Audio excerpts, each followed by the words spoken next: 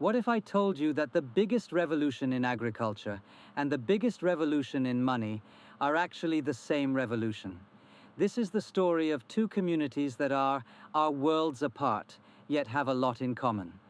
On one side, Bitcoin pioneers who saw that centralized money creation was extraction disguised as innovation. On the other side, agricultural visionaries who saw that centralized food production was extraction disguised as efficiency. Both communities came to the same conclusion. The old systems don't just fail, they're designed to extract value while externalizing the true costs. This is Prairie Prophecy, and it's about to change how both communities see their missions. Let's start with what both communities already know, but from different angles. Bitcoiners, you've watched fiat currency enable infinite money printing on a finite economic system. Every dollar created dilutes the value of existing dollars. Every war funded by money printing steals from future generations. Every boom-bust cycle powered by artificial credit expansion destroys real wealth. Those in regenerative agriculture, you've watched industrial farming enable infinite extraction from a finite ecological system. Every pound of topsoil lost took centuries to create. Every aquifer drained took millennia to fill. Every species driven extinct took millions of years to evolve. Here's what's remarkable. You're describing the exact same pattern. Centralized systems that socialize costs while privatizing profits. Systems that appear productive in the short term while being extractive in the long term. Bitcoin fixed money by imposing natural limits. Regenerative agriculture fixes food by respecting natural limits. Both communities understand something most people miss. True abundance comes from working with natural systems, not against them. Meet the parallel pioneers you've probably never connected. In 2008, someone calling themselves Satoshi Nakamoto looked at the financial crisis and said, "The root problem with conventional currency is all the trust that's required to make it work." They built Bitcoin, a system that requires no trusted third parties. In 1976, a young biologist named Wes Jackson looked at the agricultural crisis and said, "The root problem with conventional agriculture is all the external inputs required to make it work." He built the Land Institute, researching perennial crops that require no external inputs. Satoshi created digital scarcity. Jackson preserved genetic scarcity. Satoshi built networks that strengthen under attack. Jackson builds ecosystems that strengthen under stress.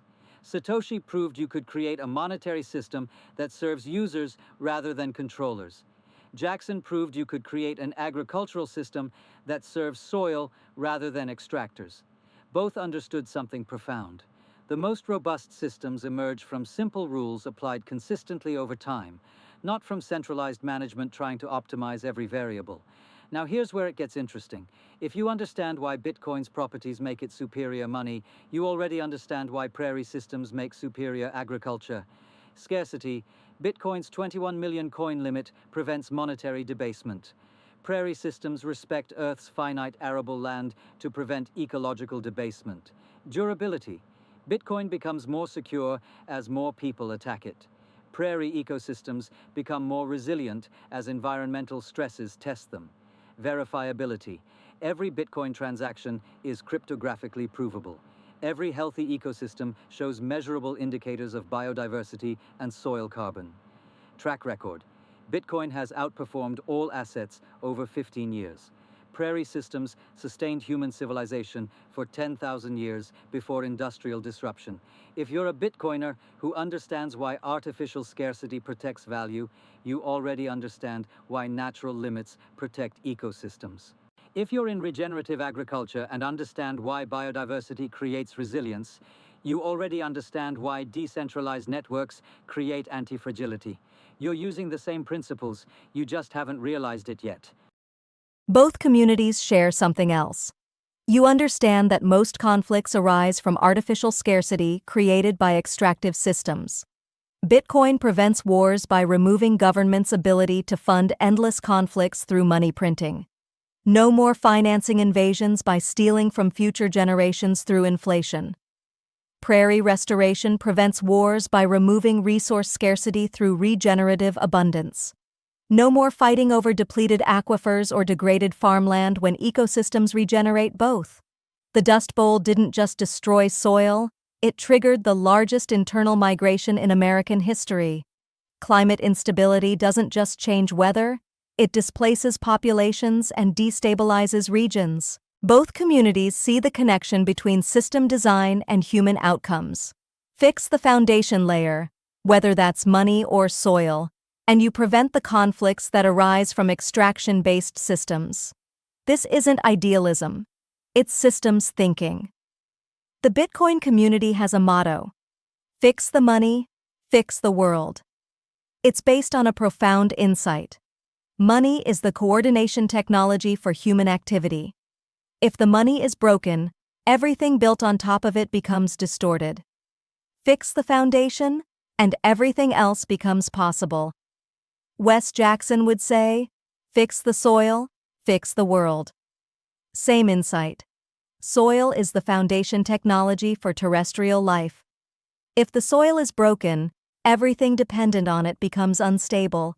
Fix the foundation, and everything else becomes possible. Both communities understand that surface-level solutions don't work. You can't regulate your way out of a fundamentally extractive system. You have to replace it with a fundamentally regenerative system. Both communities also understand that this requires long-term thinking. Bitcoin rewards patience. Healthy ecosystems require patience. Both create compound benefits over decades, not quarters. Here's the intellectual bridge that makes this alignment inevitable. Austrian economics teaches that the best systems emerge from spontaneous order, voluntary interactions between individuals, guided by natural incentives, without central planning. Bitcoin perfectly embodies Austrian monetary theory. No central bank, no monetary policy committee. Just natural incentives that align individual miners with network security. Prairie ecosystems perfectly embody Austrian ecological theory. No ecosystem manager, no biodiversity committee. Just natural incentives that align individual species with ecosystem health. Both prove that complexity emerges from simple rules, abundance emerges from natural limits, and stability emerges from decentralized interactions. If you believe in Austrian economics for money, you already believe in Austrian economics for agriculture. You just haven't made the connection yet. Both communities are applying the same intellectual framework to different domains. Both are proving that nature's designs outperform human designs when we're wise enough to work with them rather than against them. The question isn't whether these communities should work together. The question is, what took us so long to find each other? Two communities, same problems, same principles, same solutions. The Bitcoin revolution isn't complete until we solve the systems that threaten the planet Bitcoin will inherit. The regenerative agriculture movement isn't complete until we solve the financial systems that prevent widespread adoption of regenerative practices. Together, these communities can complete what each started alone. The future of human civilization depends on fixing both the money and the soil, not either or. Both. This is Prairie Prophecy. This is how revolutions complete themselves.